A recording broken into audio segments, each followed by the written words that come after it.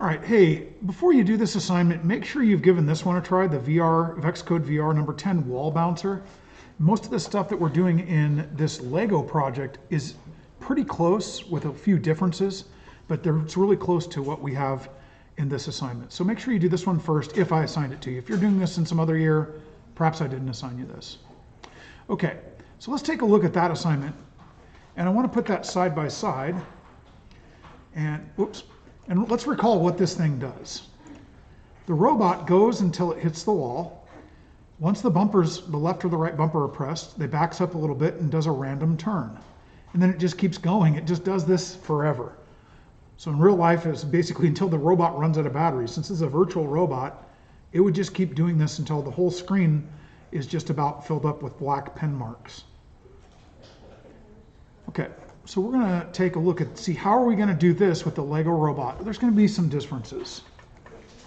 One difference is that we're actually not going to make it go faster. We're going to slow our robot down so it's more accurate.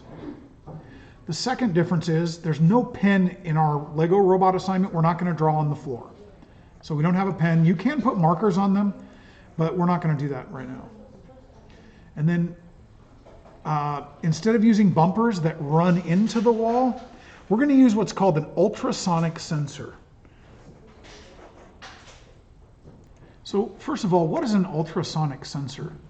An ultrasonic sensor has two speakers and two microphones on it, basically. And how it works is it bounces sound waves off of objects.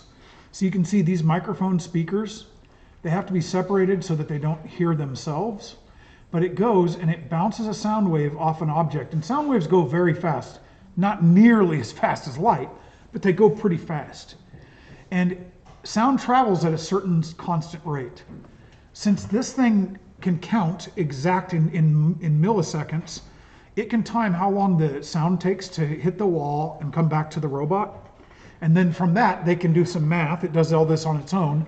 And it can tell how far it is away from an object. Now, it's not the perfect way to do things, but it works good enough for what we're doing. Another thing in nature that uses ultrasonic, and by the way, ultrasound is simply a sound that's too high in frequency for humans to hear. Okay? They use ultrasounds to do images of babies while they're still inside their mother's womb. And bats use it to navigate. So you can see bats navigate and find insect prey using echolocation. So we're making a noise, it echoes off of a wall and it bounces back. Bats can actually locate insects very quickly this way. Bats have amazing hearing in that way. That's like their superpower, right? So we're going to use that for our robot. Okay, so let's take a look at how to code this thing. And when we're done, we should have something that basically bounces around. Okay, unlike the VxCode VR, oh boy. Oh, it's recording. Unlike VxCode VR, we're not going to do any of this. We're going to start out with a loop. We're going to grab a loop and put it out there, and we're going to leave it on infinite. Got to snap it in. There we go. Now it's connected. Everything we want to repeat infinitely will go inside of here. And we haven't used this yet in Legos, but it's not that hard to do. So we're going to start out. In this project, we had drive forward, and it didn't tell how long. Same thing here. We're going to grab the gears, move them in here, whoops, until it snaps in here. It should spread out and go bigger. And we're going to change this from rotations to unlimited.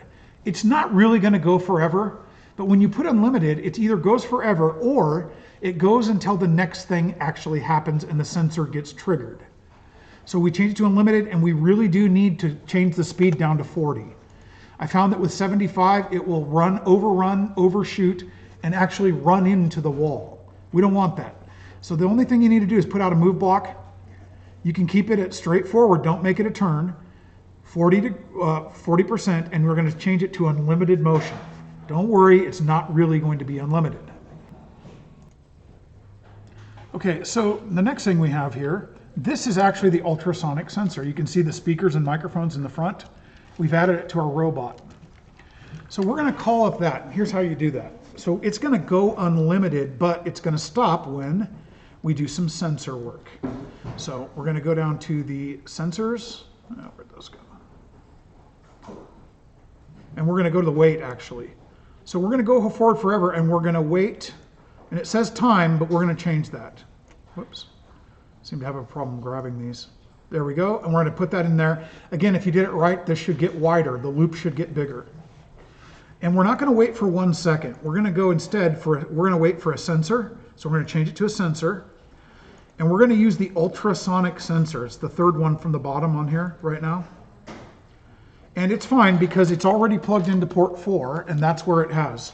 If yours isn't plugged into port 4 on here, make sure it's plugged into this front port 4 up in the front of the robot. So we're going to wait until this sensor gets triggered. And then we need to change the distance. 50 inches is way too long.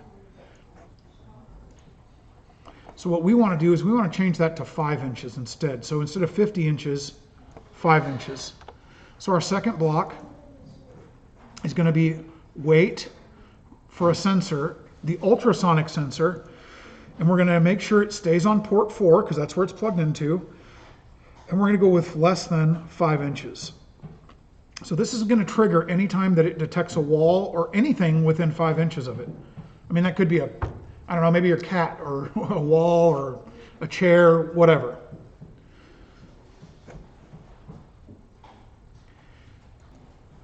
At this point, we need to back away from the wall. Now we see the wall. We need the robot to back up so it doesn't just keep getting triggered on the same wall. So that's an easy one. We're just going to grab the move block. We're going to put that out here, and we're going to change it to backwards, which is this second arrow here. So it's reverse. Keep it straight ahead. And I'm going to go power. This one can go faster because we're not sensing anything. I'm going to leave that at 75 so it goes a little quicker. And I'm going to do 2 rotations backwards. That'll get it away from the wall just enough to work. Maybe more than we need, but that's fine. Okay, now we want to put in a turn, but there's a trick to this. What we're going to do is we're going to put in a turn, but it needs to be made random. So normally for a turn, we would put this out. We would steer it. So we're going to steer it all the way to one direction. I don't care if it's left or right, honestly, it doesn't matter. But the rotations, it doesn't matter what you put here because we're going to override the rotations. And here's how we're going to do it. If we put in just a certain number of rotations, the robot will turn the exact same way every time, and it's really boring and lame. So what we want to do is do a random rotation. And here's how you do that. It gets a little bit complex. First, we have to throw in a random number generator in between here. So let's go ahead and do that. Whoops, sorry that. Okay, now to find the random number generator on here, you have to actually go. See, there's different tabs here at the bottom. You can change these and it will give you different buttons. We need to go, the main one's in the first tab, everything that we do, that's common. Let's go to the complete palette. And you're going to go right down here to data. And then see the dice? The dice stands for random number generator. Because that's what dice do, right? They give us a random number when you roll them. Okay, now that we have this, there's still some work to do. What do you want to do? Okay, first of all, what kind of number are we going to generate? Look, I don't want this thing to turn not at all. I'm going to put the minimum at 30 for the random number and the maximum at 700 degrees. That's going to turn the robot, it's going to turn the tire 700 degrees. Or it could be just a little bit, 30 degrees. Now we're still not done though. We have to hook that up so that it knows that the random number is supposed to tell it what to turn. See down here? I click this and this thing pops out. And then there's a wire here. This takes the random number that this thing makes and connects it to, to duration.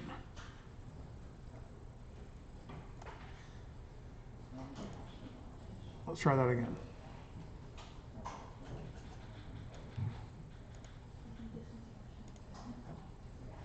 Just a sec. Okay, sorry, I figured it out. I was holding it down. Don't click and drag. Click it once here. And then hook it into the second from the bottom, which is duration. Now it's doing it again. There we go. If that gives you trouble, just be patient with it. It took it a second. This program should do what we want it to do. So now I'm going to plug my robot in and download it, and we're going to go give it a try on the course. And if I did it right, this thing should work just fine. Oops. Oh, got to turn it on first.